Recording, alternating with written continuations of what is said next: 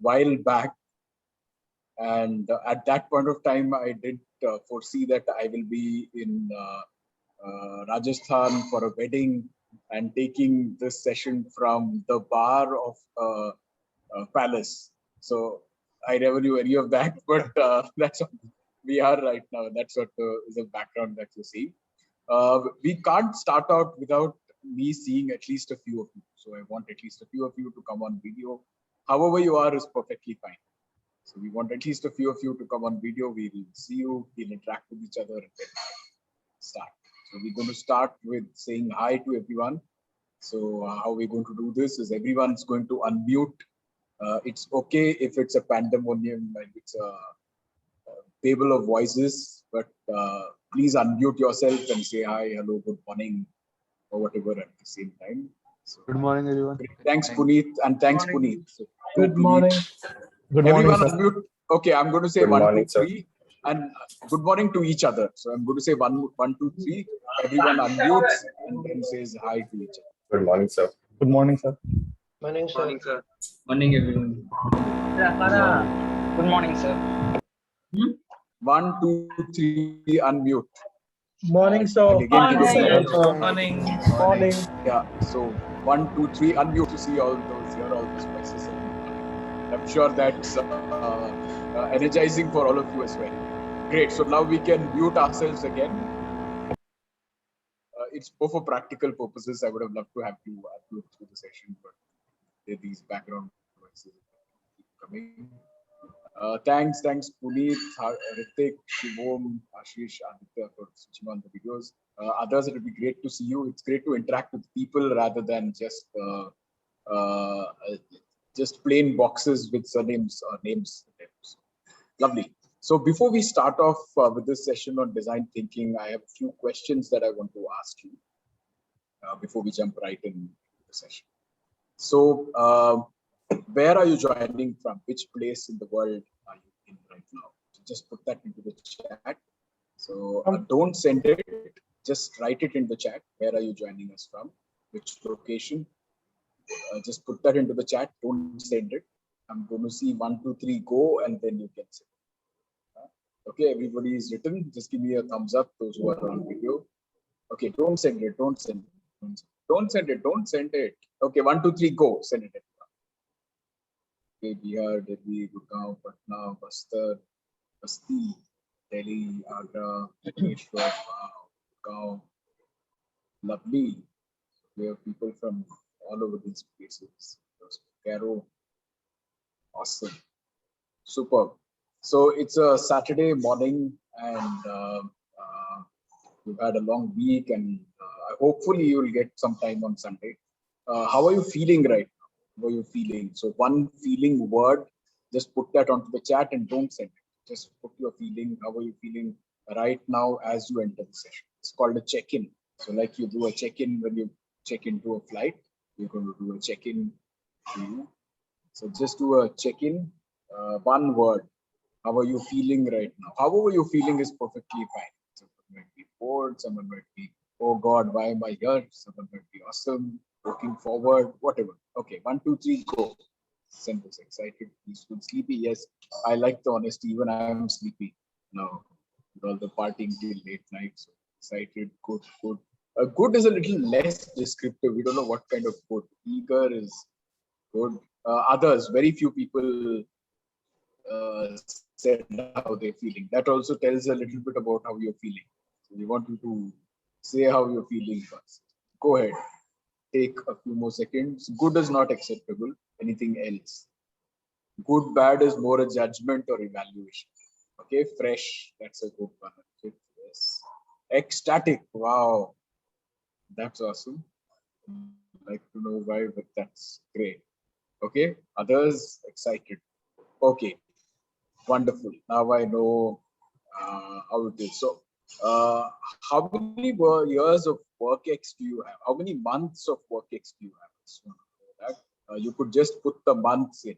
For example, for me, it's like 240 months. 240. So, how many months? Okay, 18, 7. Just put that. 24. Okay, you can put 0 if pressure. 19. 15, just kidding. You of it. So highest has been 19 so far. Okay, excellent. So 6, great. So I've 33 months. Nikita has the highest experience. Okay, great. So thanks everyone. Good to know that. So how do you think we can make? Thanks, Mita. How do you think we can make best use of our time together? Just type that, maybe one sentence, a few words. Could be about design thinking, could be about something else. I have about close to 20 years of experience in all of it in HR. Multiple organizations. I've also been in sales and key account management in consulting firms. So for that background, what would be the most useful way that we spend the next 50 minutes or so? So quickly put it in the chat. How do you think we could spend our time together best? What questions do you want to be addressed in the session? Could be on design thinking, could be something else. Yeah, 1, 2, 3, go. Send your questions. How do we use thinking in all our specializations? Okay. What about industry experience? You could write more detail or speak. Learning something new. Okay. A little more specific will be great, Shivam. What do you know about design thinking? What you like to know? And so on. It's great to understand that before I get into a kind of a lecture. Yeah, quick, anything comes to your mind. Design thinking in simple words. And Havish, you are allowed to participate as well. This, how design thinking will enhance our skills. A lot of design thinking, how we plan our career ahead. Experiences. Okay, Naveen, we do that.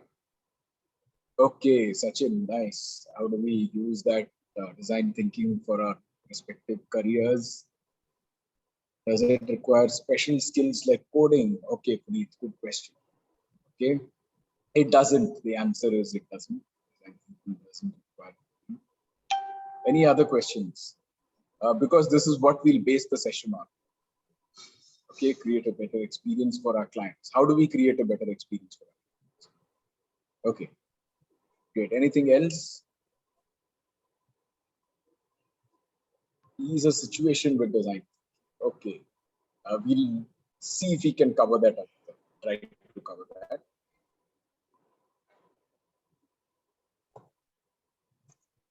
Great, superb. So the answers. Can you enable sharing for me, Havish, so that I can share my screen? Real life approaches. Yes, we'll look at a few examples and a few real life approaches as well. Okay, thanks, Havish. Share my screen. Can you see my screen now? Guys, you'll have to give me an audio cue. Yes, no. Yes, sir. Okay, great. And throughout the session, please feel free to chat. I can't see the chat right now. So, Havish, if you could guide with the questions, that would be awesome.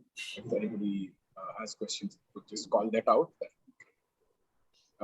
Excellent. So we'll start the session. The session is already started, but this is the formal part of the session. So what's common with all of these companies? Any guesses? You can unmute and speak. What's common with all of these companies? Disney, Google, AMP, Tiger, Accenture, Samsung. What's common? Sorry? What companies? I'm not able to hear you very clearly. Are you able to hear me clearly? Yes, sir. Yes, sir. Okay, great.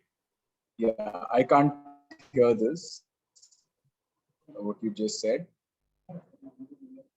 Okay, so I'll go with the response for now. So all of these companies are those that use the power of design thinking. So that's common between all of these companies. So there is a prompt coming in my system which says I need to restart my system.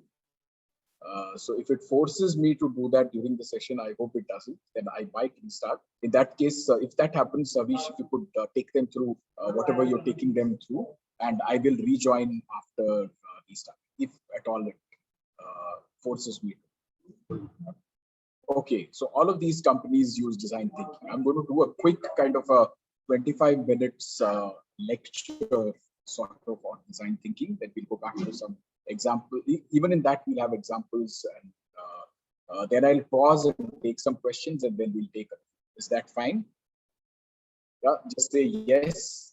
Yes, sir. By unmuting yourself Yes, so yes. that I can see. Okay, Yes, sir. great. sir. Yes, sir. Great, excellent.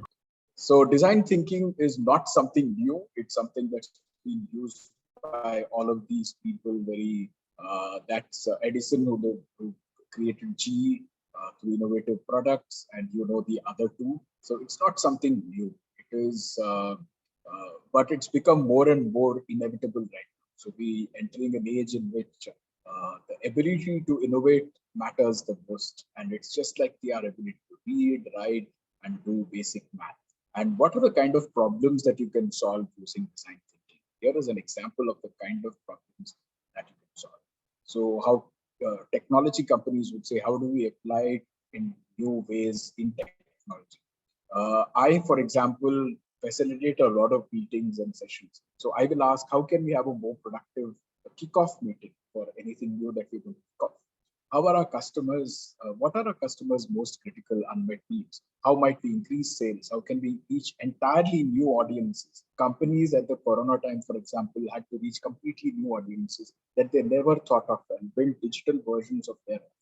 So how can they do that? How do they build better leaders? Is one more example that I work with a lot in my role in leadership development as well. So those are some of the applications of design thinking. The question is, how do we do that using design thinking? So design thinking overall is part of something called human-centered design. It's all big words, but what it actually means is it's a discipline of developing solutions in the service of, and it's an iterative process. So I'll tell you what that means. Why is it a discipline? It's a discipline because it's not like a one-shot vaccine. You can't do a design thinking this 1 hour session and say I know design, or even do a certification and say I don't design. It's more like a fitness program. You can't do a fitness program in 1 day. It takes time, and you have to keep doing it. It's a discipline, like learning a dance or anything. It's not an event. It's a way of thinking, how you communicate, and how you do things every day. And at an organization level, if you have design thinking, it becomes a capability of the organization on how they keep doing things over and over. The second part of the definition is developing solutions. So what is solutions? Everyone designs and devises courses of action, which is designed on changing existing situations into preferred ones. So that's a solution. There's a situation that's existing. How do you change that into a preferred one? And finally, in the service of people, which is people have to be the consumers of whatever you do in design. So why does it matter? Because design thinking is good for business, and this isn't a new concept. As I said, this is what Thomas Watson, who is the founder of IBM, he said that 5-6 decades earlier. So clearly, organizations that use design thinking, that's all the companies on the right, have much higher. This is a slightly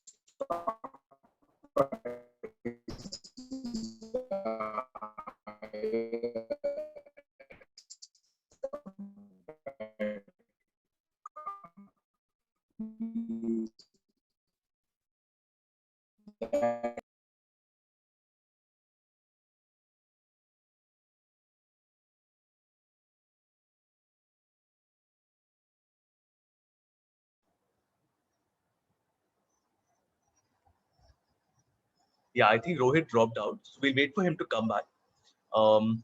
In the meantime, I'll just give you a little bit of background on what Rohit does. So I had mentioned this earlier as well, but I'll quickly remind you. So Rohit is working with an organization called DXC Technology, which is the 163rd largest company in the world, right? And Rohit is heading training and development for 1.3 lakh people across 70 countries. So Rohit is handling the training requirements for so many people, right? Which means uh, requirements on soft skills, requirement on communication, business writing, technical skills, like what we have been doing. So Rohit might not, and he comes from a technology background, so he has worked with Accenture in the past. The point is that Rohit is responsible for understanding what are the needs of 1.3 lakh people so that he can fulfill them, get the right trainer, put them through the right courses, right? So just wanted to give that background to you to see the level of responsibility he has, right? Because across different levels in the organization, um, people will have different types of requirements. So in different countries, you have different types of requirements. And because he's handling 70 countries, everybody has different sets of requirements. That's where design thinking is very important because it seems like such a small thing, right? Big words. But the truth is that for large organizations, when you have 20, 30, 50,000 people, it's very difficult to manage. Imagine right now we are in a batch of what, about 75 students, and coordination as it is so difficult. There are emails, some communication is given verbally, some people are sometimes not able to attend, and do you see how much of confusion can be created? Imagine if this is there with 50,000 people. When you're working in an organization where there are deadlines, when work has to happen, there are clients who are waiting for their products to be sent. That is where organizations really need design thinking, because it helps them plan all these things better, right? So it is not something like supply chain management or HR analytics, but it is more to do with the way the organization is able to um, have that central theme in the organization, making sure that everything is focused on human-centered design, right? So yes, the first time I read about it many years back, I also felt, why are we talking about such small things? Let's focus on training. Let's focus on hiring the right people. Let's focus on giving salaries and incentives, right? But it is not just that. Organizations need to have all these things with them, right? I hope that makes sense. Right. While we wait for him to come back, if you have any questions, I'll be happy to answer.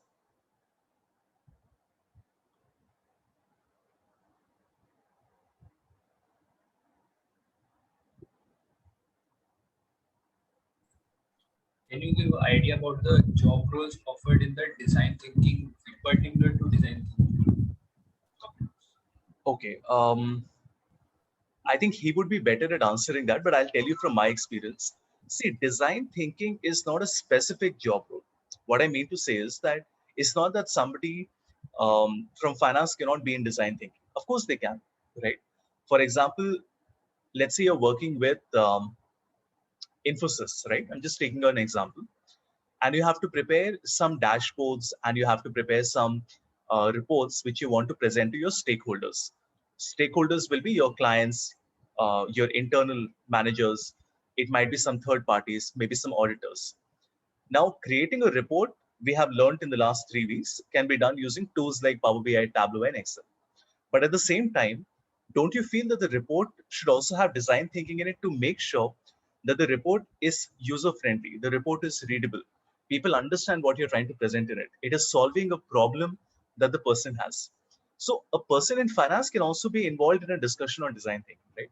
So at least from my experience working with organizations, it is not that design thinking means that only people from psychology, or from HR will come in design thinking. Design thinking has people from different areas coming in. Like that podcast I told you about, which was with Adobe. Himanshu, who's working with Adobe, he's been there for 7 years. He works in user experiences, right? He's also a part of the design thinking team at Adobe, even though his role is a technical role, right? So I hope that makes sense. The bottom line is that design thinking is not something that pertains to one function, only HR or only marketing or only customer services. it is something where different people from different functions will have to come together and talk to each other and come up with something which is concrete. But yeah, specifically in terms of job roles, I think Rohit will be able to answer that. But from my experience, I have not really seen people from design thinking in a specific role as such. They come from different functions. I will ask him about the design thinking from a consumer perspective, like how Yeah, I think design Rohit is thinking also helps back. consumers. Rohit, are you back with us?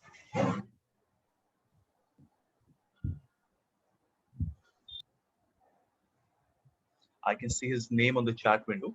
Let's.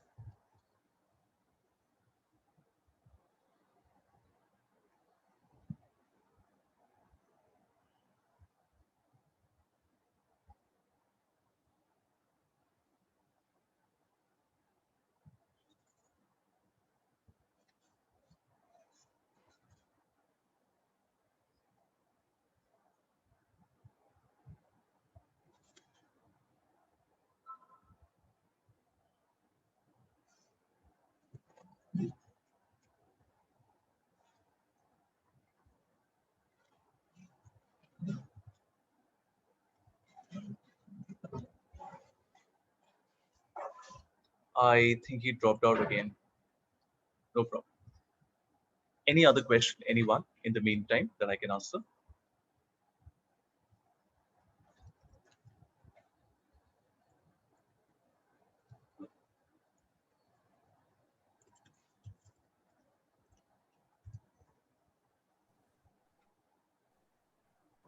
Sir, in the meantime, can we discuss about the presentation thing?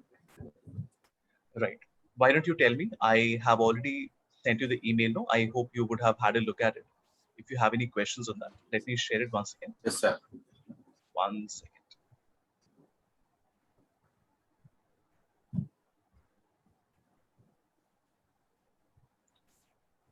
Okay, so final presentation, measurement of learning output.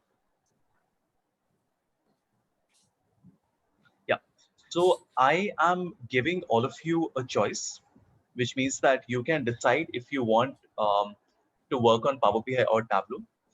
The reason I decided to give you a choice is because I wanted you to feel comfortable, right? But like I said earlier, even if you're working on Tableau, make sure to work on Power BI as well, because from a job perspective, Power BI is more important, right? But see, if you're learning one, learning the other one is not difficult, right? Because they're very similar to each other, correct? But you have to create at least 10 different visualizations, right? And it is not just about sending me an email saying, okay, I have given you my 10 visuals. You also have to present it. For example, let's say you make a map where you kept the country and you kept the sales and the profit. I'm going to ask you, or rather you have to tell me, why did you feel that it was important to show the country and the profit, right? Or for example, if you're presenting, let's say, a table, right, in Power BI, I might ask you, why did you choose to make a table? Why did you not consider a different type of chart? Right? So the idea here is that this is exactly how it works in the corporate, right? When you make a chart, it might look very nice, but your manager might ask you, but why did you make this chart? Why did you not make the other chart? So there has to be some reason behind it. Why did you opt to make a chart?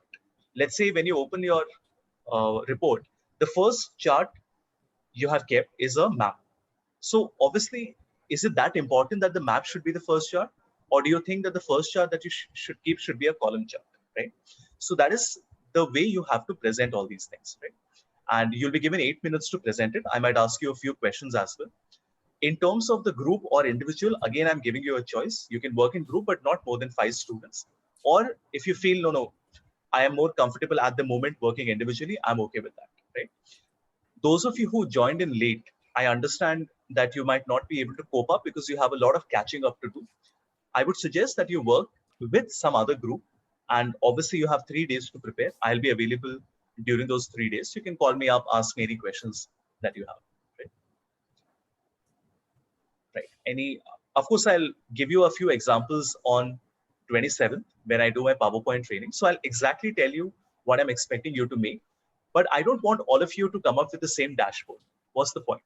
The idea is that all of you should do something a little different so that we can all learn from each other. For example, when you ask questions, Do you see that everybody has a different type of question? And we all learn. Sometimes I also learn, right? Because haven't I told you many times that, oh, I have never thought of this earlier. I have never tried to do this earlier. So that is the beauty of it. When all of you present, I don't want you to give your presentation and leave. I want you to stay back. I want you to see how the others are presenting, because that will help you understand, oh, this person is very good at communication, or this person is very good at, let's say, the visuals that they're creating, or this person is very good with technical skills, so they have created some formulas. Everybody will have something to teach you, right? When I see these competitions, right, and I judge competitions in different colleges, I notice that every time there is a new slide, there is something that I learn from it, right? Before you ask your question, let me just prove to you what I mean by that. And this is all work done by business school students, okay? Just watch. So I'm showing you all website. Just give me 1 minute to find it. Where would it be? So training, case study competition, okay? These are competitions that I have judged at different colleges. This is at FMS, IIM Lucknow, IIT BHU, IIT Madras, Symbiosis, and SimSri, right? This is at IIT Delhi. I want to show you the type of slides that students are creating, right? I'll just open one of them for you. Let's say Symbiosis. These are different PowerPoints. Look at this. This was created by students at 4.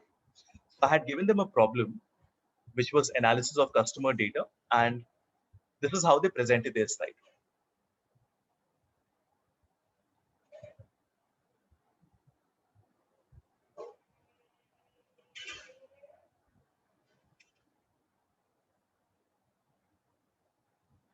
Right?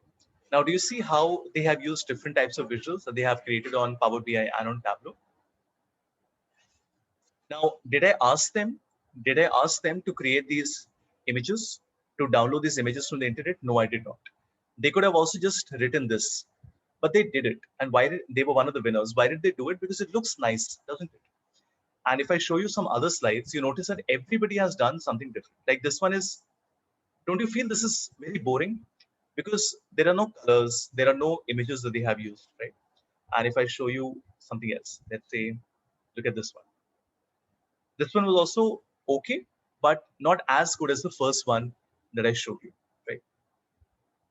You have to present on Power BI. I'm just giving you an example. The same idea will be on Power BI also.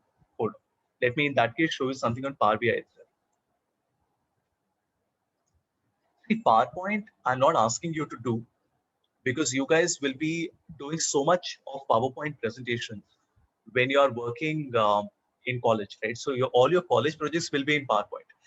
You will get enough opportunity to work on PowerPoint, but you might not get a lot of opportunity to work on Power BI and Tableau. That's the reason I'm forcing you to work on Power BI and Tableau right now. Rohit has texted me. Let me just quickly check. So he has said that, where is it?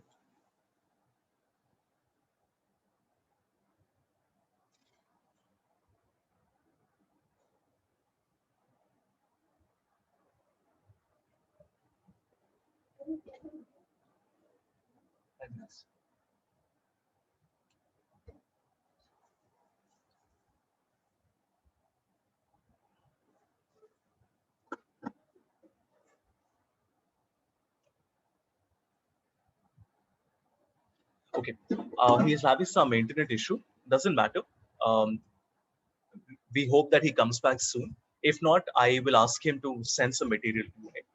And whatever questions you have, he'll be able to answer that later as well.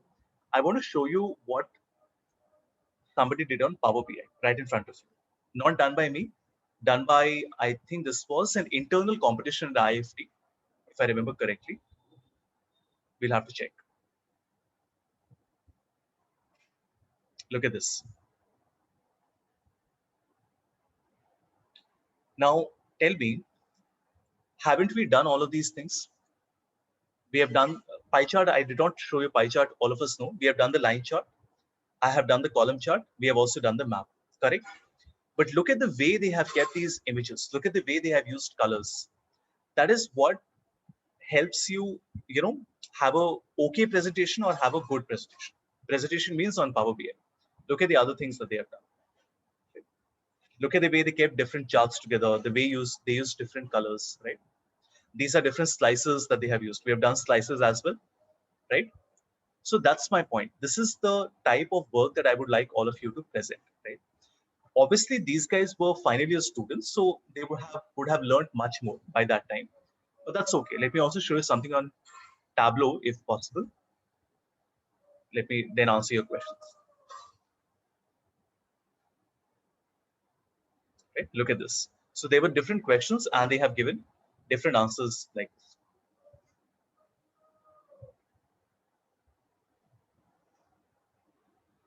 Even though this was not one of the good ones, but let me see if there's a different one I can show you.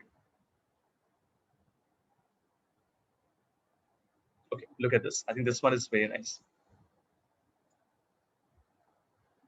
Look at this, right? Very clean, simple colors, and this is the final dashboard that they created.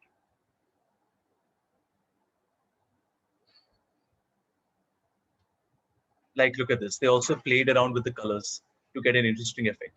This was a scatter chart. This also we have done, right? So that's my point. The idea is not to make the same chart 10 times. See, if you make the same chart 10 times, how will you learn something new? So you have to try to make different types of charts, right? I hope it is making more sense. How can we add images? Insert images, Garima, in both the tools, in both Power BI and on Tableau, insert images, simple. Just like you insert an image on PowerPoint, you can do the same thing here as well. Okay, so Rohit has texted that he's in a remote village near Junjunu. I'm not sure where that is, and he is not able to connect, unfortunately. No problem. I will ask him if he can send you something later. Right? And what we'll do is you can put your questions on that Google spreadsheet, right? And I will ask him to answer that, right? Okay. There was one question somebody asked me that when you create dashboards on Tableau, if we do not use a visual as a filter, it is still connected to some of the elements, while for others, it only works when I choose as a filter. Let me explain that question. It's a very good question. Let me open Tableau.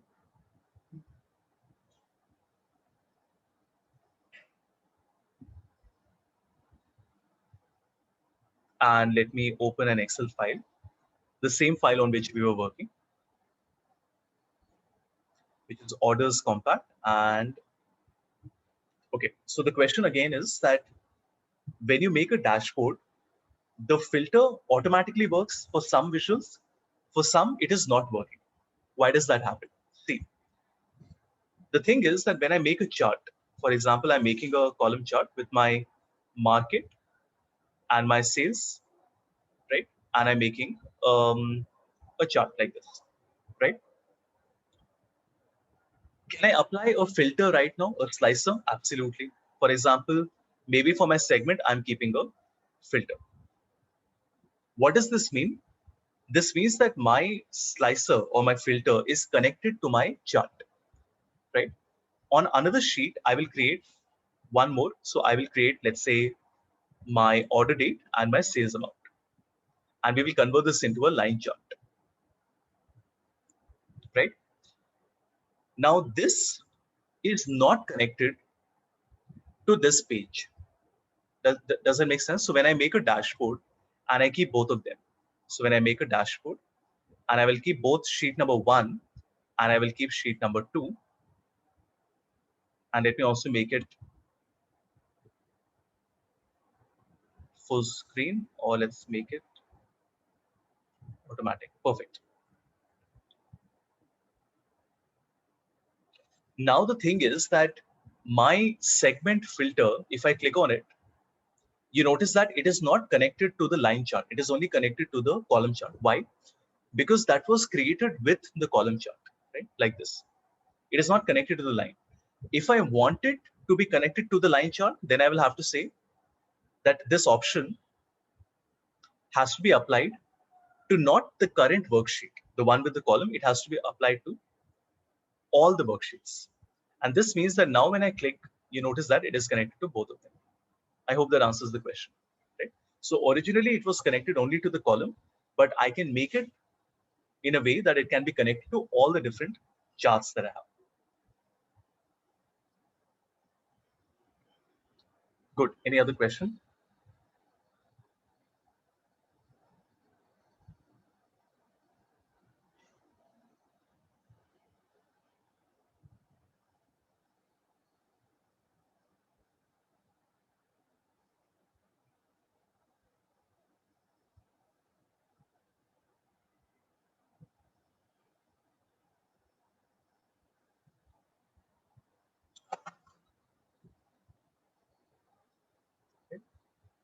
So the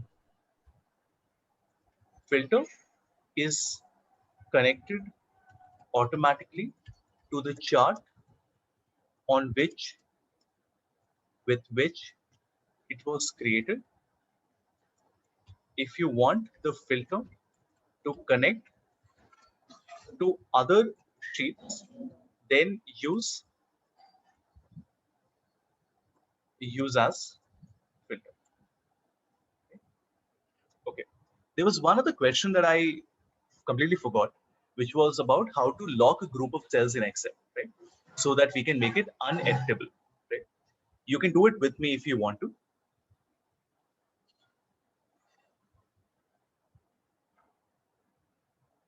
Can all of you open Excel, please, everyone? Please open Excel so that we can work. It's a very good question. You want to lock a group of cells in Excel so that a person cannot make changes to it. It's a very simple process in the sense that it only takes about 30 seconds, but there are a few steps involved, which is what you have to learn, right? Please open a blank Excel file.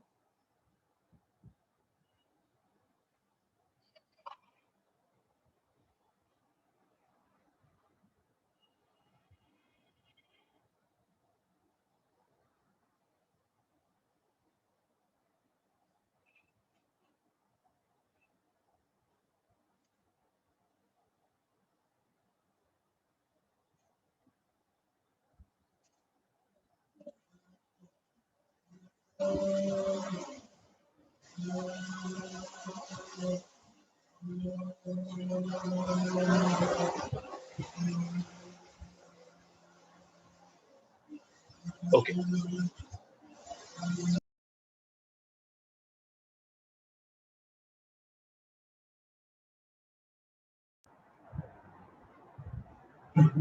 All right, so let's do this together. What is the objective that I have? I have to, oh, by the way, Rohit is still having trouble connecting. So what we have discussed is that we have a few days left, right? So on Monday, Tuesday, Wednesday. So he will take that balance 30 minutes and answer your questions. Obviously, his week will be a working week, so he'll have to come back to office. But he said he will take out some time because I told him that I will send him the questions, but he said no, I want to meet and present what I wanted. So I will just coordinate with him and share that with you. Okay, here's the question. I have written there are two cells, or rather two columns, which I want to lock.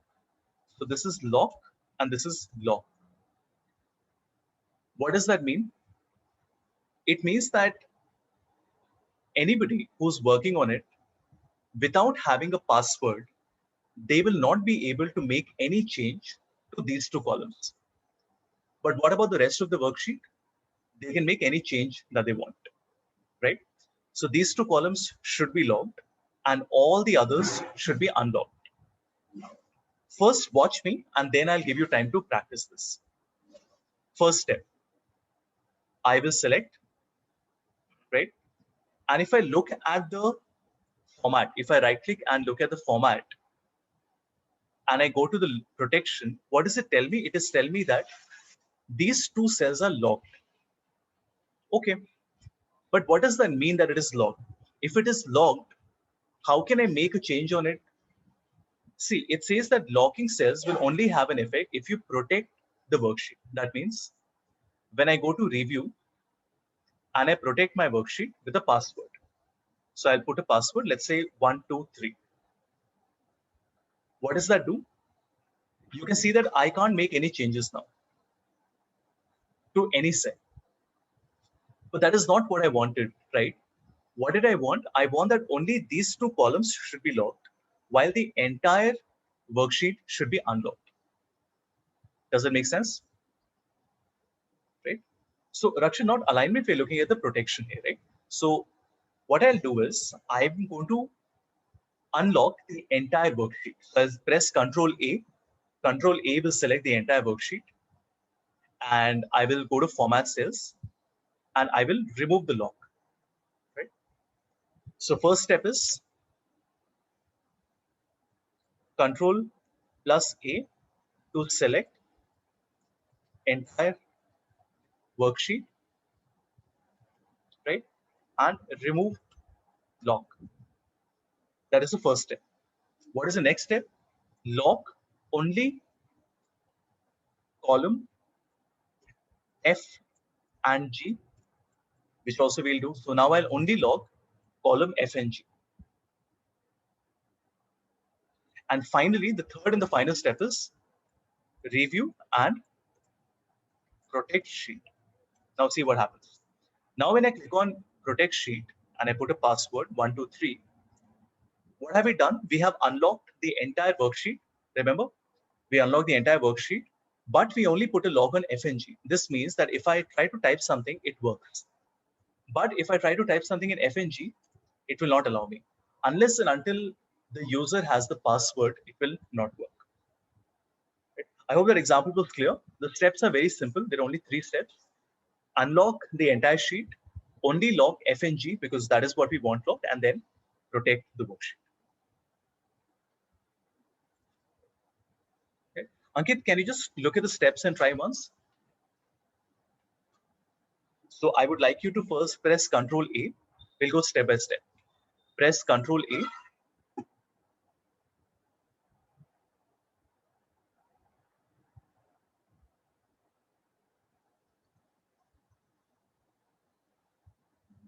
Right. Press Control, right click and click on Format Cells. So press Control A, select the entire worksheet. Right click and select Format Cells. And what do you want to do? You want to remove the lock. So make sure that in protection, the lock is not there, like this. Any questions so far? Anyone?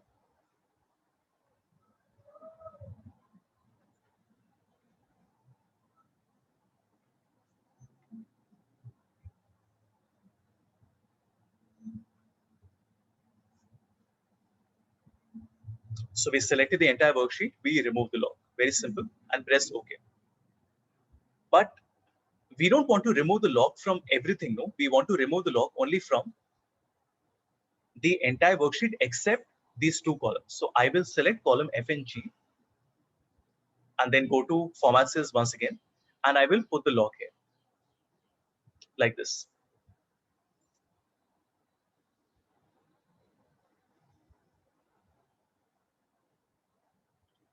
So because the entire worksheet is locked by default, we first have to unlock it.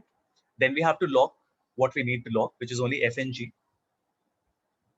Now, right now, you will not notice any difference, right? The difference will only come when you protect the worksheet. Before protecting the worksheet, you cannot see any difference, right? So we want to go to protect worksheet, put a password. I'm putting 1 and 1. What happens now? You can't make any change except the rest of the worksheet on this side. So this is not possible. So basically, except these 2 columns, you can make a change on any of the worksheet. These 2 columns will be locked. So I hope that was clear. Okay. It's a very small thing. And let me tell you, out of every 100 Excel users, right, maybe only 10 of them will know this, that you can lock cells. I train so many companies and people with 7, 10, 15 years of experience. Very few people know that we can protect certain parts of the worksheet. Everybody knows that I can go to protect sheet like this. This part everybody knows that I can click on protect sheet and I can apply a password, right? But very few people know that you can protect some part and you can unprotect some part. Okay? Let me quickly put this on the chat as well. So this question has been answered. If you still have any question, you can ask me later. Remove lock only the cell or column or row you want to lock, and then review protection. This is also answered.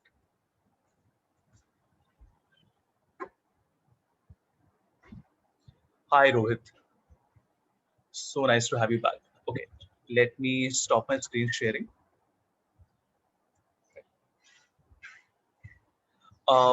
No, I was just utilizing the time that we had. So maybe you can just take another 15-20 minutes, or maybe if you whatever amount of time you need, and you can cover that. Because their next session starts at 12 o'clock today, so we have time. Okay, great. So I can take a few minutes extra and take. Sure. This. I'm so sorry about this. My network completely cut off. There's no way to get back to you. It's a very remote place here. So planless for a very remote place.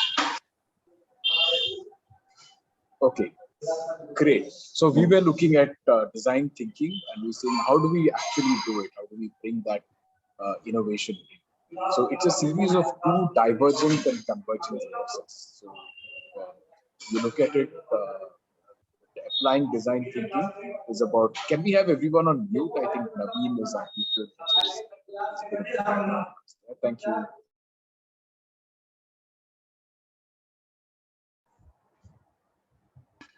Okay, so I'm audible, right? Yes. Yeah, great. So instead of what we typically do in life is there is a problem and we jump into the solution. And the impact of that is we don't completely understand the problem and we end up solving.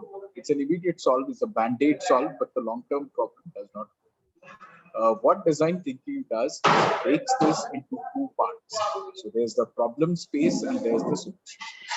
The problem space is where the problem is looked at, where you go into detail into the problem.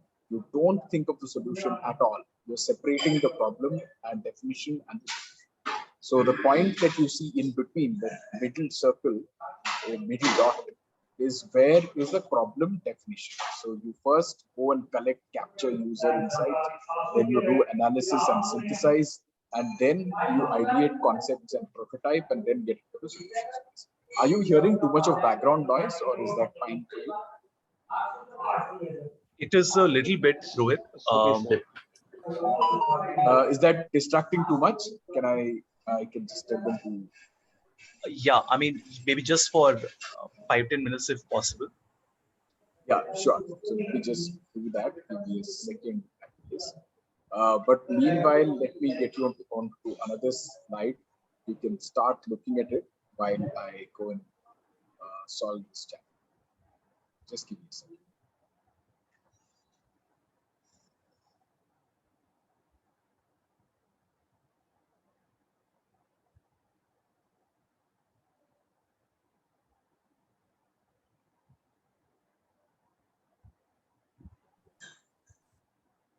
Okay, so this is what we do in design thinking. So there's divergence and convergence that you use twice. Divergence is getting a lot of new ideas in, or you taking the funnel outside, increasing the idea. And convergence is when you're deciding what best to do. You're generating a lot of ideas in the divergent space, and you're converging to the solution in the solution. So in the convergence space, converging into ideas or solutions. So in design thinking, there are two divergence convergence cycles. First is to identify the problem, and second is to find the right solution. And there is iteration.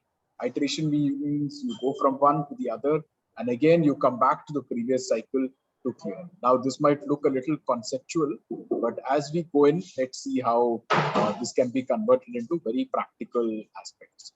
And all of this is human-centered, which is around the human experience of working. So the first step is to empathize what is the problem, who is the person who's facing the problem. Then you converge, which is reframe the problem. Then you diverge again, which is the ideate phase, and then you converge. So I'm just going to show the same thing in a few different formats. This first one is called the problem space. The second one is called the solution space. So from a design challenge, you go to a design solution. But in reality, it looks like this. It's not a very clean process. It has it's just like the brain works. It's not very clean. It goes through multiple iterations, and it isn't a solution at first. So a lot of people have kind of patented some elements or sequence of the design thinking process, and they call it in different names. So here's are some examples. I'll be sharing these slides with Avish so that he can share with you. But this is what it is. So we're not going into details, but we look at examples.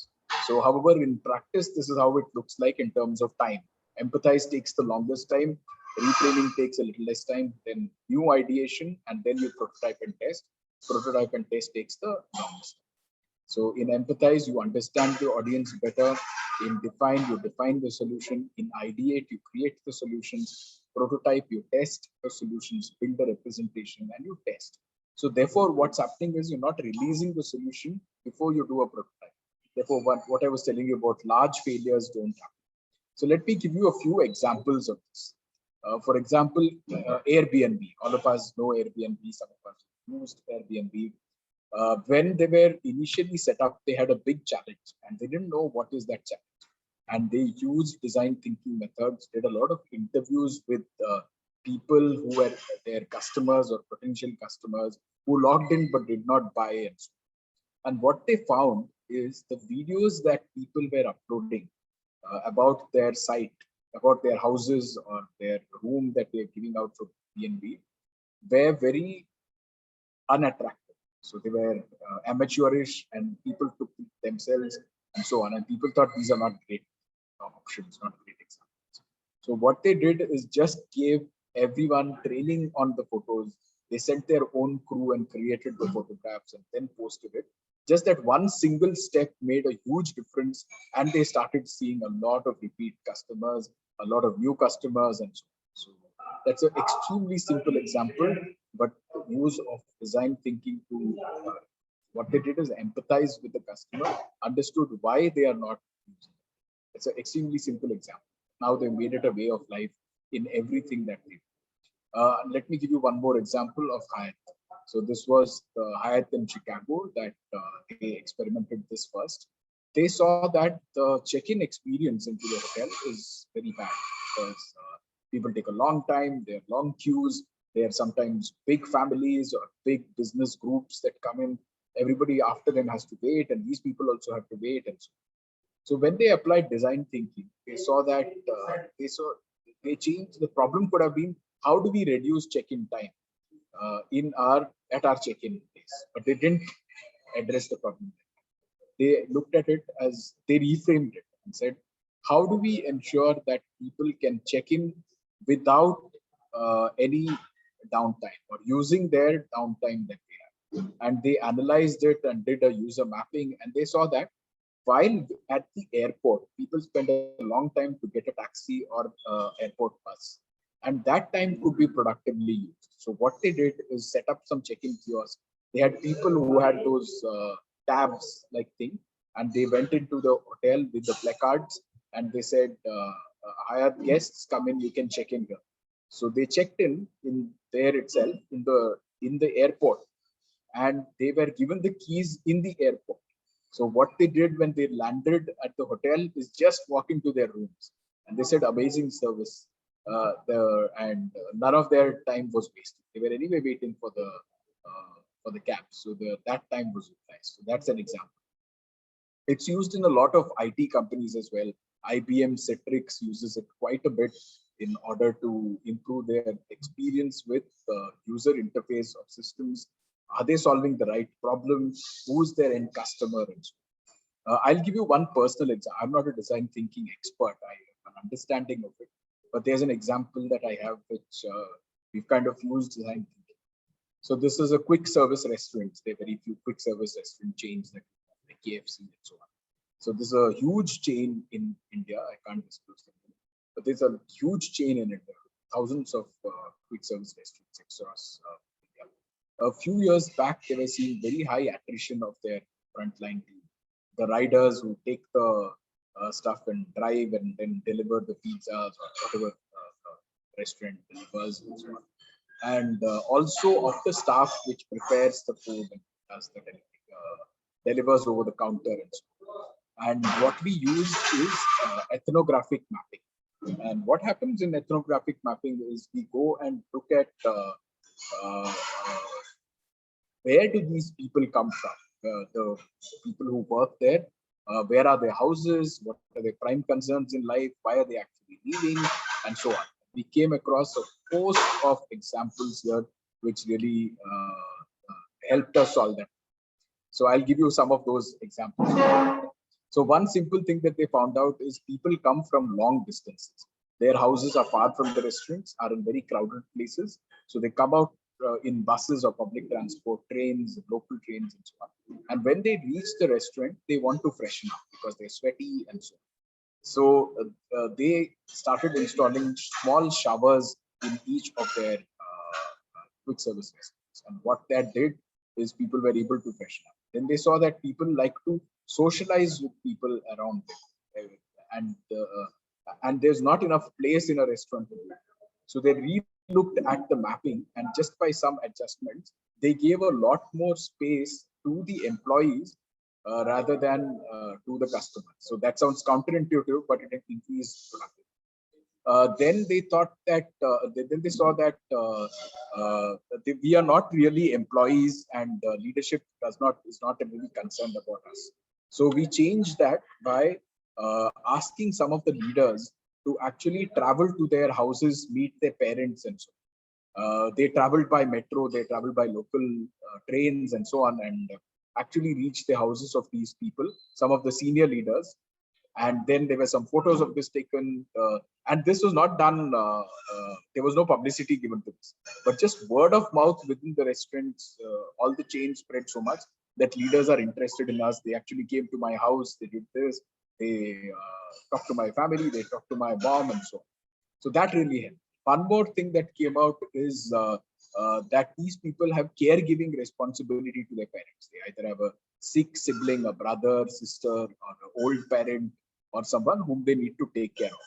And that's why they were absenting themselves a lot, because they had to take care. Now, what they did is this quick service restaurant introduced a contract which was in two names of brothers. For example, there are two brothers, Ram and Sham, who have to look after their parents, and they come in to work in this restaurant chain.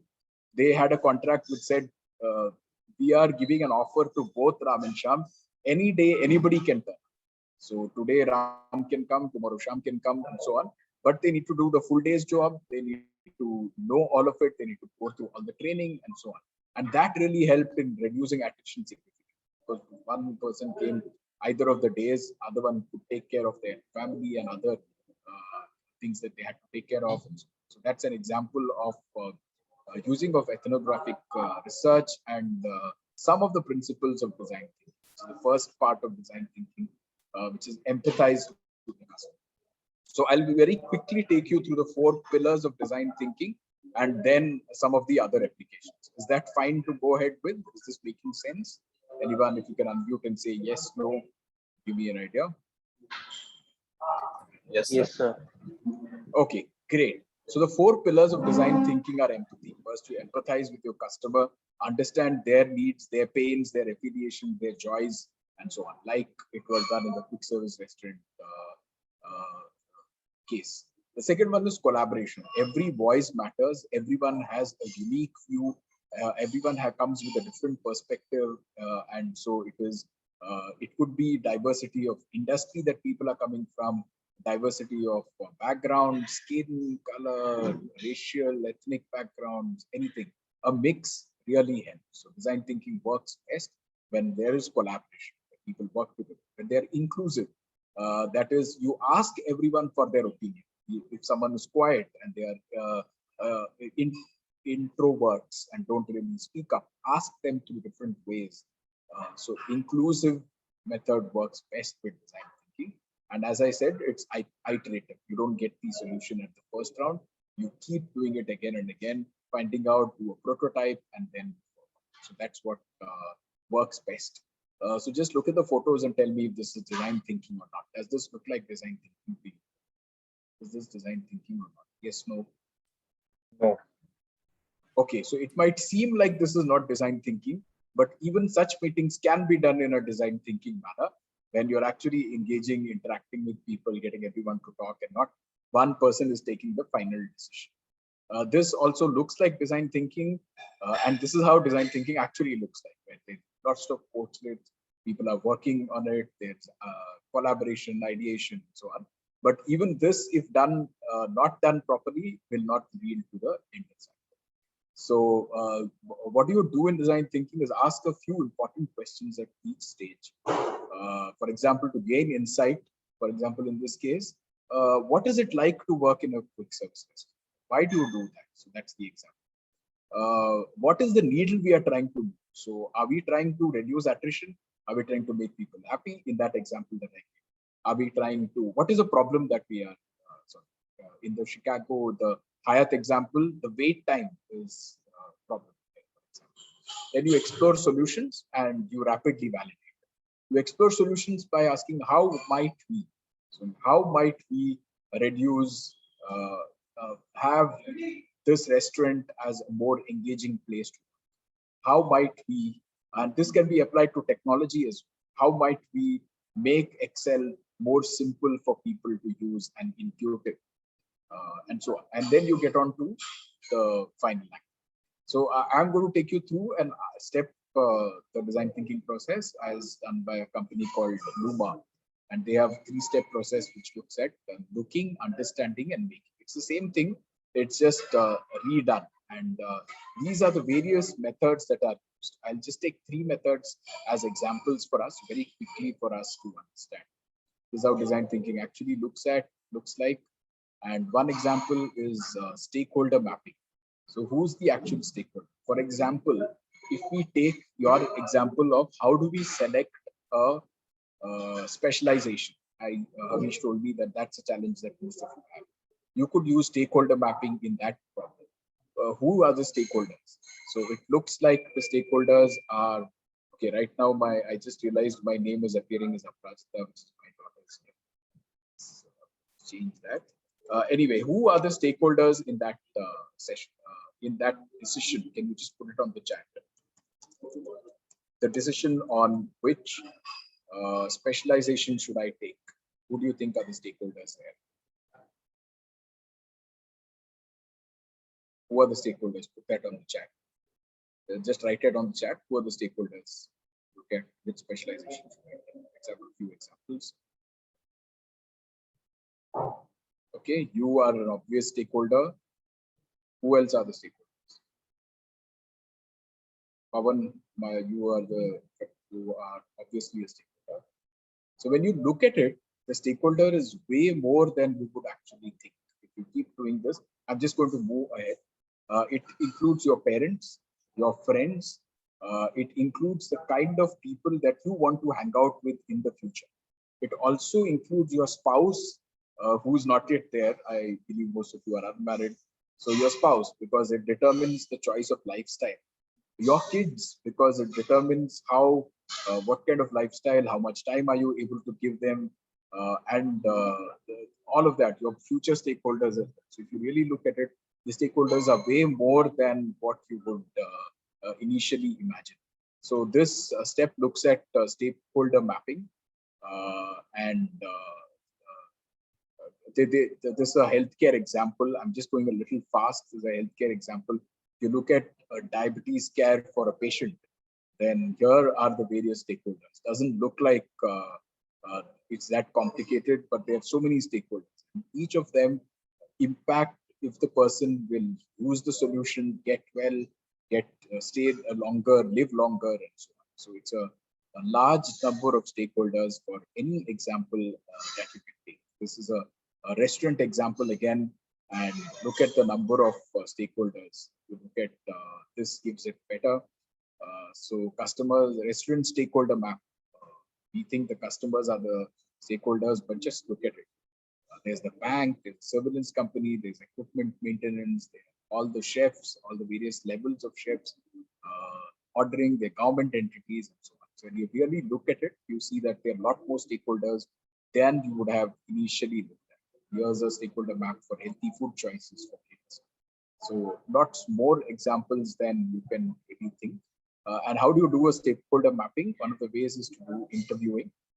And they are interviewing tips. Don't put this into a frame where you already know a solution. Ask very open-ended questions and ask them things that they did not know about themselves. So once you do all that and get a lot of information, what do?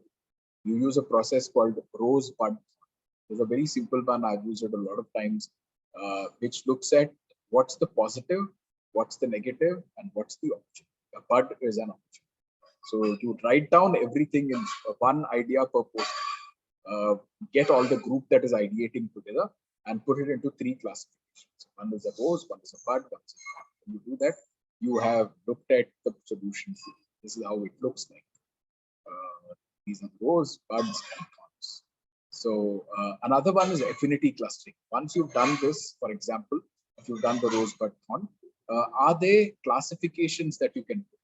For example, in the hotel, it could be experience of employees, could be one bucket. Before they come into the hotel, could be one. After they come in, could be one. So, you can look at it from software perspective as well. Before they come into the website, what are the challenges? While they are at it, what is the user going through? After that, what is the user? So that is affinity clustering, to categorize them into various categories and put it here. For example, even when learning Excel, one of your challenges could be knowing all the functions.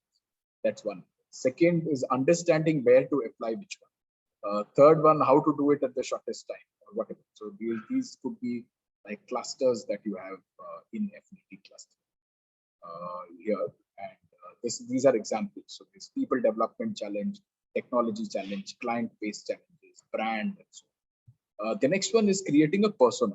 For example, why did I ask you those questions initially? Because in my mind, I wanted to create a persona of you guys, saying what is the typical participant in this group like? Extremely smart SRCC guys, but what is their experience like? Where are they from? And so on. So I wanted to create a persona. This is an example of a persona. When you're trying to solve a problem which has thousands or hundreds, millions of people, you need to create groups of personas which help you solve that. It's used in marketing, it's used in human resource, and so on. What that does is it tells you that helps classify. It's not stereotyping. It's very different from stereotyping. Stereotyping is an assumption that you make that this group of people like this group of people don't like this, and so on. Here you are actually asking them, and based on research, you are making these, and you're actually giving a name to that. So meet Joe, for example. What's his average age? What's the expression? What are the kind of work that they've done? What is their experience level? What are their main concerns in life? And you draw a heading. So then you have 5 different personas. Segmented your population to 5 different personas. Say this is a solution which for this group of personas, this is the solution. For this group, their needs are slightly different, so this is the solution. So on. So that's how you use the concept of persona. This is one more tool of design thinking. These are all tools of design. Here's another one, which is called experience diagramming. What you do here is map the experience. For example, you go to a shop to buy something, or you go to Amazon to buy something. So every single part is an experience. For example, you add to a cart and don't buy, that's an experience. Add to a cart, immediately buy, save for later, each one of that. You put all of that into an experience diagram mapping and study each element of that. For example, one more healthcare example is a diabetes example where the person uses a glucometer. So how does the person use it? You'll see that example. There are lamps, which are those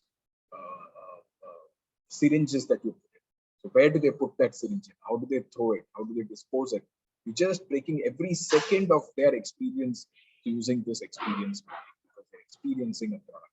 Here is a example of where do you put in a hospital, where do you put the waiting room? If the best place for it to be there? Where is the best place for something else to be there? And you redo the mapping so that the customers gets the best experience. And you can do that in multiple ways. Here's one example that I really like, which is a creative matrix. It's an article from HBR that we use. But how might we is the question that we use at this stage. Let's look at some tips. This is to understand the problem.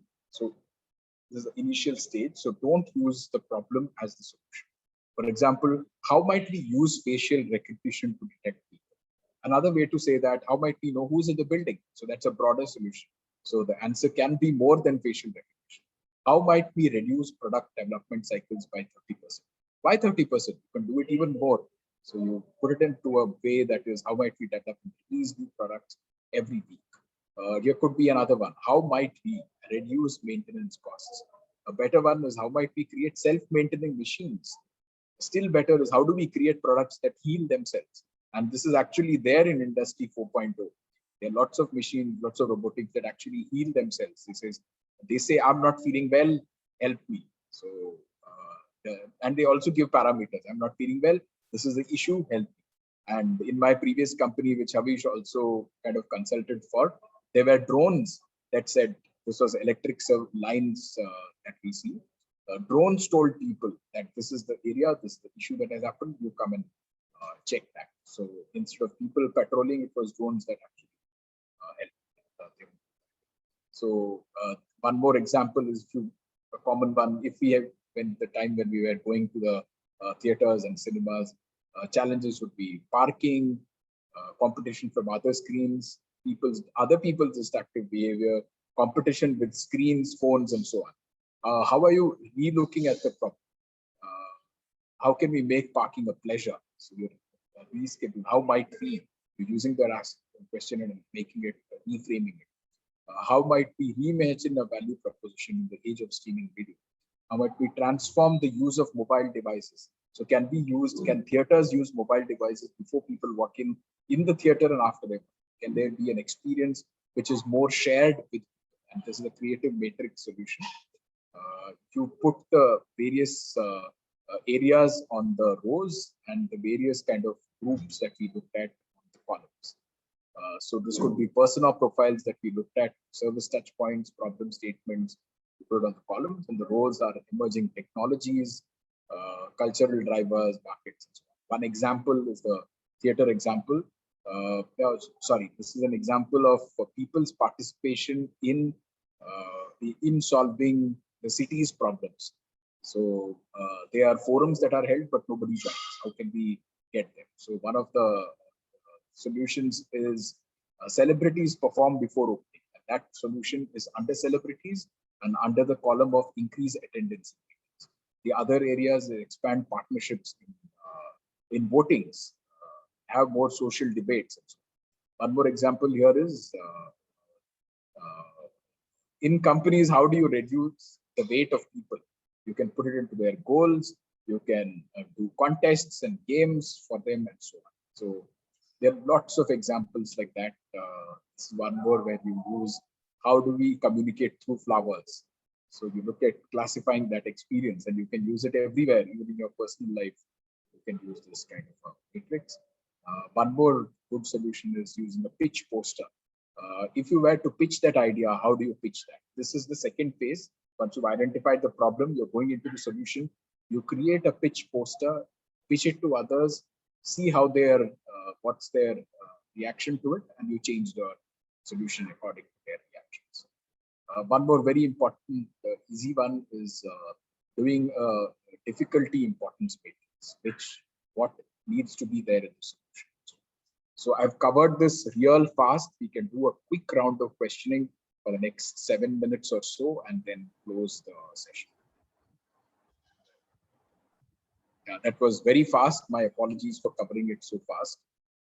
I hope you've been able to see some of the practical usages of this and how this method is used. It can be used anywhere as some of the examples. Yeah, any questions, you can put it on the chat, or Havish can ask on behalf of the group. And you can also use it for choosing your specialization. You can create some of these matrices, you can identify your stakeholders, you can rosebud thorn, and so on.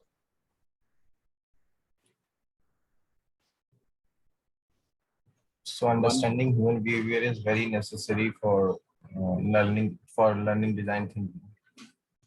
Yes, understanding human behavior, and it doesn't need a specialized skill to understand. It's curiosity that you need.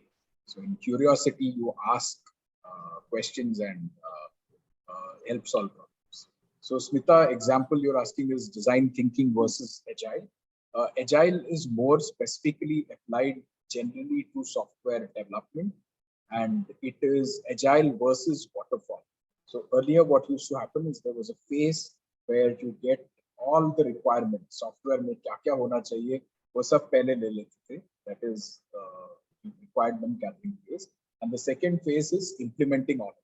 So they would say, okay, we'll take 3 months, we'll come back to you after 3 months with whatever you asked for. And then you go and show to the client, he says, "Arey, kya bakwas kar raha hai? This is not what I asked for it."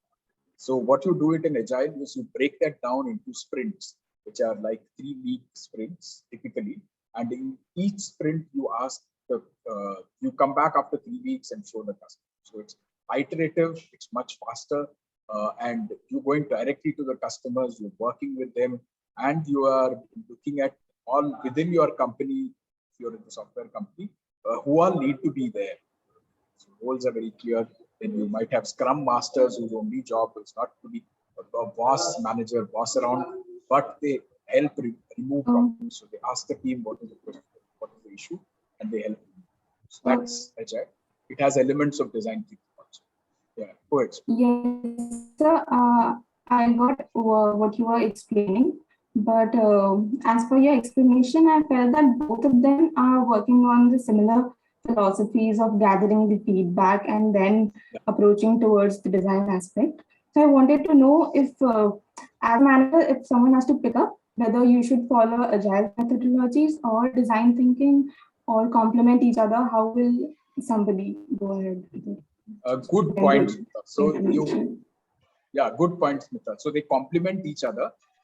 In software development, you can work on agile because that's something that people know very well, and it's also a very defined process, and that has a lot of what do I call it? It's like routines, but the word is different. I'm not getting that word right now. Rituals. So it's like rituals, like you have a daily scrum meeting. You have to have a sprint after 3 weeks. You have to have the customer. So it's a discipline. Just like design thinking, it's also a discipline in order to get to the end outcomes there. So my suggestion would be to use agile, but understand the concepts of design.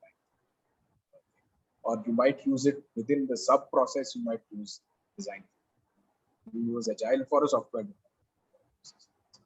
Havish, would you like to add to that? Yeah. So, from my experience working as an IT consultant, we have seen that design thinking is broader in the sense that organizations have a little more flexibility in the way they look at it. Agile, on the other hand, is so well defined, and because it's tailored towards that one particular function, mostly for IT projects, it has its own flavor, right? So I think at an organization level, they would complement each other, but I don't really feel you will have the choice that should I go with agile or should I go with design. Mostly when you're working on a project, and let's say you're working with an IT team where there are 15 other people, if you're working on agile, that's very clear that you're going to work on agile. But other aspects of your work might have design thinking in it, right? Maybe the communication or the presentation side of it. Rohit, there was one more question that was asked earlier. How about a job profile in design thinking? So I told them that, once you come back, you'll be able to answer that. What I gave as an answer from my experiences was that it is not really focused on one set of experiences, right? So it's not that you need to come from a HR or a OTD or a psychology background to come into design thinking. People can come from any function. Like I have seen in a lot of organizations, even in financial planning and analysis at the Big Fours, they have people who are handling that role of the design thinking architect, in the sense that they're helping other people in technical areas understand how to communicate, how to present reports, how to articulate their thoughts. Because technical guys typically will not be very good at, brainstorming and thinking in a non-linear approach. As programmers, we are always taught to think in a linear approach, right? So we always have people who are handling that. So, that was my take on it, that you can come from any background. And I don't think you will really have a profile as such which says that you're in design thinking, because in an organization, team meetings will have people which are constituted of different areas, right? I mean, that's the entire point. You can't just have one function being represented. You need to have representation from different functions. Yeah, that's right, Avish, and I concur with your example there and the solution. The design thinking can augment whatever you're doing. So you take anything as a specialization in your work, you can apply those principles anywhere. If you want to specialize, you can specialize on to facilitating these kind of workshops, for example. Or it's highly specialized to do only design thinking. Very few people are actually paid to do only design. Right. But it's a way of working that you incorporate into your work and to get closer to your customer. But one of the key skills is listening, empathizing, and suspending judgment, and so on. And also how to evoke conversations in others. And that's something which is very close to my heart, something called content neutral facilitation. Like today, I brought in a lot of content and then did this. But there are situations where I don't get in any content. I just get people to talk and get their solutions. And I do a divergence process to get more examples, and I do a convergence process to get more solutions. So I'm just giving you a site address that you can check out more. It's a great skill, and it's a very useful skill as you go ahead. Content neutral. There's a group called the International Association of Facilitators, which I'm a member of. It's a wonderful community. So Rohit, everybody has a final presentation where they have to create a dashboard on Power BI and on Tableau. So I was just discussing that with them. So I think this ability to diverge and converge, that's super important. Because I was telling everyone, it's not just about making 10 different visuals, right? There has to be a story behind it. So you have to look at the big picture, then you have to, drill down and be granular and look at a key aspect as well, right? So I think that is where everybody will be able to utilize all of this and not just think of making a beautiful visual. That's only one part of the job, right? I mean, there has to be a story behind it. Yes. So I, in fact, last week I did a session on data storytelling, mostly for finance guys. And so they were amazed that how can you actually create stories out of the data? You need to simplify. The key principle is simplify it to an extent that anybody can understand, quickly empathize with it. So empathize is one more key skill. I was doing this podcast with Himanshu Seth. He works with Adobe. So, we were discussing that people always want to fill up all the white space.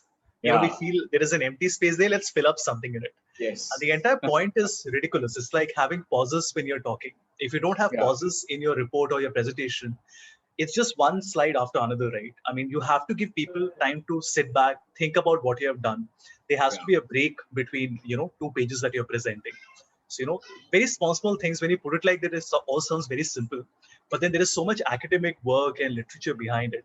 Like from the point of view of having white spaces, there is something called the data ink ratio, which was used when we used to have publishing houses, right? So before the internet was there and everything was online. So they used to say that how much of ink do you have as a ratio to the total size of the page? So is it 20% or 30%? So you can't have a very large number, because if you have a very large number, it means that you're just focusing on putting more content without letting people really understand it. So there's a lot of history behind everything that we do today. So it's so everyone is not just that design thinking suddenly came out of nowhere and it's a trend or it's a fad. It can mean different things to different people, right? But there are certain, like Rohit mentioned, there are certain key tenets that will remain. So the ability to listen, empathize, the way you're giving your feedback, that will remain across, whether you're in technology or in a non-technical role, right? So when you guys will be preparing your presentation, keep in mind, I think the immediate takeaway for all of you is that divergent convergence, super important, right? They can't be 10 slides which are all of the same tone, because then there is no excitement to it, right? There has to be one slide which catches my attention, which is something so different and so unique, which I wasn't expecting, right? Then there have to be some slides which are a part of the project, right? Which you have to do. And then it has to end on a strong note as well. So you can't just end with a bland slide. It has to end with something where I can take some decisions, right? So you can't just say that this is the data. You have to tell me, what does it tell me? What decision can I take basis it, right? So I think these small things, try to incorporate it in the presentation that you will give. Yeah, I'll add on to that, Havish. These are great tips. So 2 tips is call out in the heading of the slide itself, what is it actually about, and do a vertical and a horizontal story. So vertical is each slide has 1 point that it makes.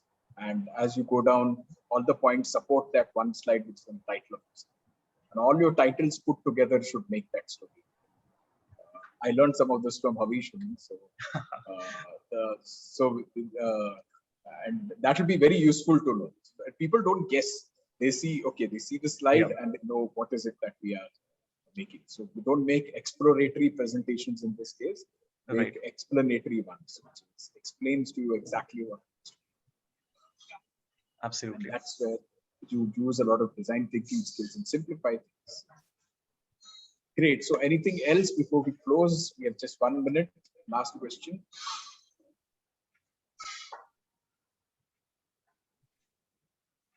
Okay, wonderful. If we have no questions, then can I get your view on the session? What's one thing that you learned from today's session? What's your takeaway? Put that onto the chat. And if I don't see responses, I'll be very sad, having spent a Saturday morning where people didn't learn it. Okay. We will try. Okay, we'll share this presentation. I'll share it right after the session. So what did you learn from this session? Any one learning that you learned? Just put that on the chat and send it. I won't say 1, 2, 3. Just put it on the chat and send it. One learning. Few more people. Be great to look at your learnings from there.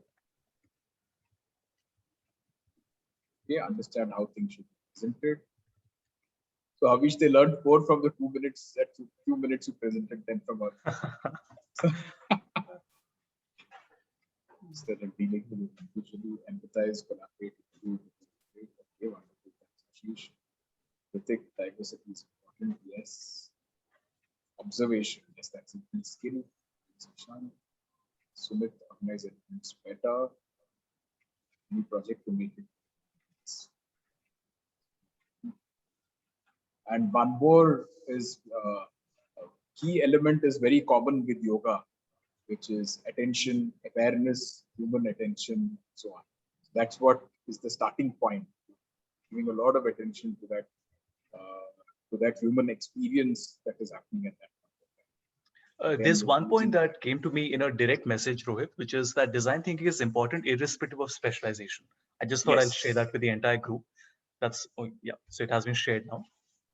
Yeah, regardless of specialization. Yeah, so don't think if you're in finance, then it's not relevant to you. It is absolutely very much relevant to everyone. And a lot of times, finance people tend to be out of touch with what's happening in the rest of the organization. If you use design thinking in finance, you'll have an edge over the others because everyone else will feel, ye ek finance ka banda hai jo hame samajhta hai. So you will be closer to people, you'll understand their problems better, you'll have to come up with better business-oriented solutions. How to arrive at a nominal solution. So don't jump into the solution. Ideate the problem well. Find out the problem well. Not ideate. Find it out, and then you define the problem, and then you solve the problem that you have. Great. It's required everywhere, Shivam. Excellent. So I think we've got some good learnings out there. So with that, I think we can close the session, Havish, and give them an hour. So thank you so much, Rohit, for joining us. I hope everybody had a wonderful time. And I think this breather was very important because so far we learned the technical skills, which on face value seem more important, but that is just a tool. It's just a skill that you're acquiring, right? At the end of the day, you have to understand there is a reason for creating a dashboard. There's a reason for doing some financial analysis, which is where you want to present different types of analysis to different stakeholders. That is where design thinking comes in. So it's not disconnected that, okay, that was the technical side and this is the non-technical side. It is how you weave both of them together. That is where the real challenge will be. And as an MBA student, that is what you have to tell others. You can't say that I did one session on Power BI and one session on design thinking. you have to see how Power BI and design thinking will go together, right? I think that is where the real beauty is. Thank you once again, Rohit. If at all any interesting questions that come up from the students, I'll surely, probably just text you later and send it back to them. Done. I'm just sending you the presentation, Avish, and you can Sure. All right. Excellent. Thanks, everyone. Thank you, Good sir. interacting Thank with you, you. sir. Have a Thank you, wonderful sir. day. Thank you, everyone. Have a good weekend, Rohit. Bye. You too, Avish, and everyone. All right. Bye. Thank you. Great. All right. So we have had a session. We have a 1 hour break. We will start with our 2 hour session, which is MBA for Finance. That will be taken by Sanjay. So I will see you at 12 o'clock. If you still have any questions you want to ask me, you can ask me. I'll join you for the session then, and you can ask me then, right? Great. Thank you, everybody. I will see you at 12 o'clock. Thank you, sir. Thank you.